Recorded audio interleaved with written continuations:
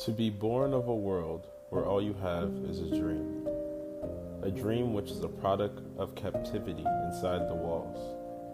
The very walls that were the savior to many represented hell to him. Outside the walls was hell to many, but it was heaven to him, or so he thought. Eren is a dream with no being, a dream of freedom that is nothing but a carcass, or perhaps a vessel. If Eren ever did have being, a sense of personhood, it only existed up until he witnessed the death of his mother. That death marked Eren. Only later would he find out that it was him who was the marker, that he had the pen, and that he needed to mark himself. But that death of his mom was also about something else, because his mother was a symbol. The Titans were no longer outside the walls, impeding Eren from the beyond.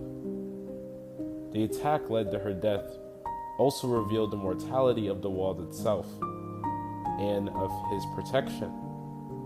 The luxury of desiring freedom comes from feeling protected, even if the thing that protects is also what holds you captive. The moment the walls collapsed was the moment Eren lost the luxury to dream. The fantasy of freedom unveiled something deeper, a truth that insisted even before he was ever born. Destruction. The fantasy of freedom is a colorful picture that hides the drive to destroy. That drive to destruction was too overwhelming for young Eren to cope with. It was a drive with nowhere to go. It's headless, unpredictable, pulsing with intensity. Eren hated the Titans, he hated others, and most of all, he hated himself.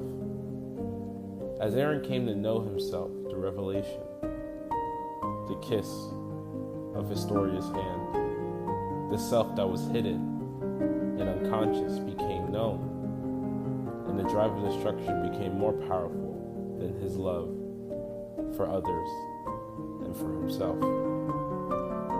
This drive of destruction wasn't about love or hate. It pushed towards something beyond that, a realm of relation where self and other collapse. And in Eren giving into that drive of destruction, he stopped being a non-existent person, but rather an alive, pure energy, a will that sought only to destroy. At this point, Eren no longer existed as a self. He existed as destruction itself. And in becoming destruction, he found what he called freedom. This freedom was not the young Eren's freedom. Freedom beyond the walls. That was a fantasy.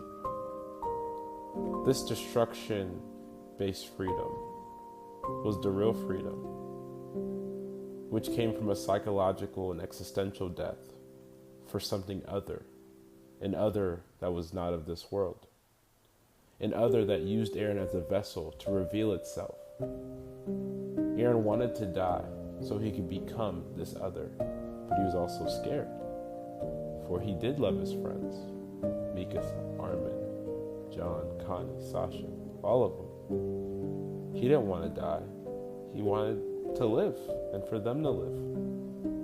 That's why he gave Mikasa that beautiful dream or memory. Depends how you look at it. But even as he wished for life, he wanted to die into that other, that energy of pure destruction. But who is this other? One might say it's Ymir, a girl that was bred to be a slave to King Fritz.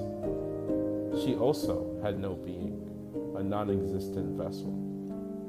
And Eren is the one who connects with her to finally break that eternal slavery that she was under. A slavery so intense that it was even into death.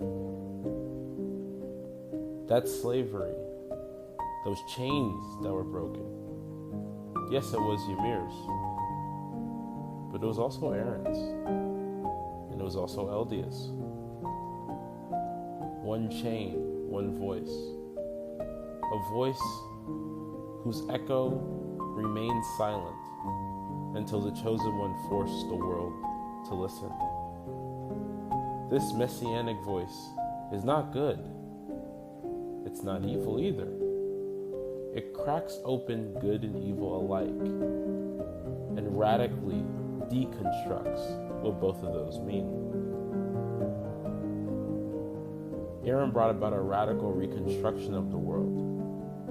And what Eren shows us is that the beyond of good and evil might even look worse than we thought evil could imagine.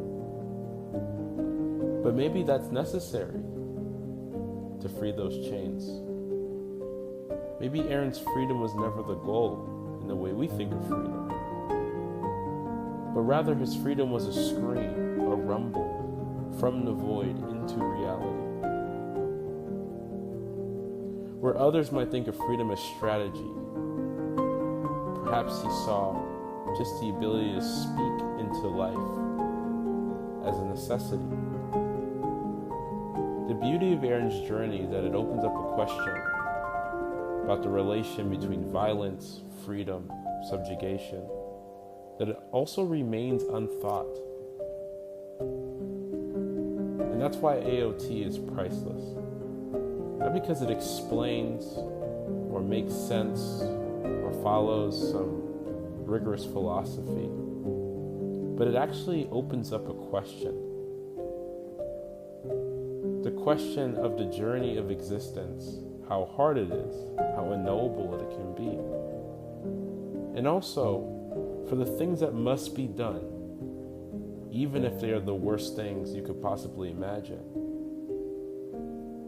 If it is part of one's purpose, one's dharma, then it shows you that thing must be done. To walk into darkness, be scared of it, to face it, and to still choose to act. This is the story of Eren.